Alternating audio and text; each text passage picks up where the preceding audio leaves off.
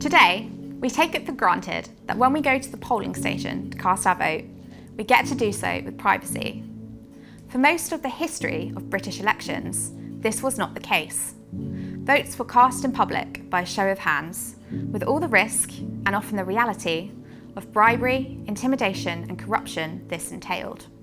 So long as the numbers of voters in constituencies had been either small, or the Whig or Tory candidates able to abuse this system for their own ends, this had not troubled many parliamentarians. However, when the Second Reform Act of 1867 extended the vote to members of the working class, some worried that these new voters would be more susceptible to bribery or intimidation, as poorer voters had been in the old Scott and Lot and Potwalloper boroughs prior to 1832.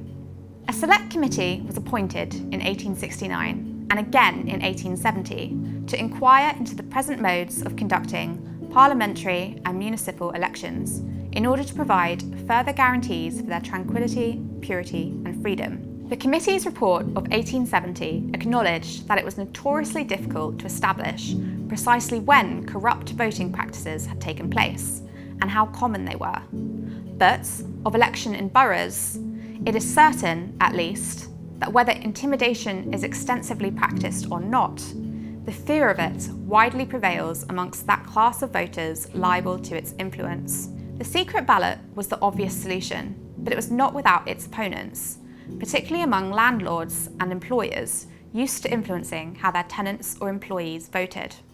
A ballot bill was first proposed in 1870 by Edward Leatham, a Liberal MP.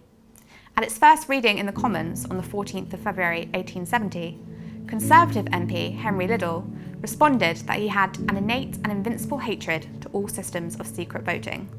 Ultimately, this bill made no significant progress and never made it to the Lords. In 1871, another attempt was made to introduce secret voting, but this was defeated by the Lords.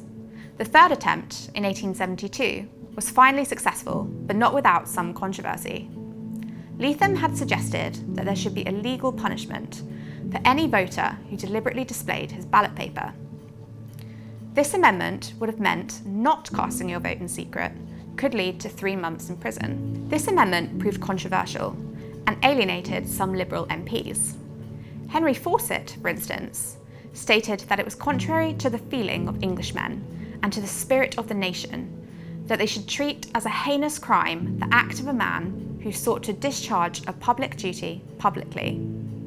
Ultimately, this amendment was not included in the final act. What was included, though, were a number of new voting offences for those attempting to interfere with elections. Opening the ballot box, supplying ballot paper, or taking ballot paper out of the polling station without due authority could result in up to 6 months imprisonment. If the guilty person was a returning officer or clerk at the polling station, they could face 2 years in prison. Finally, the Act also included guidance as to how to vote in secret.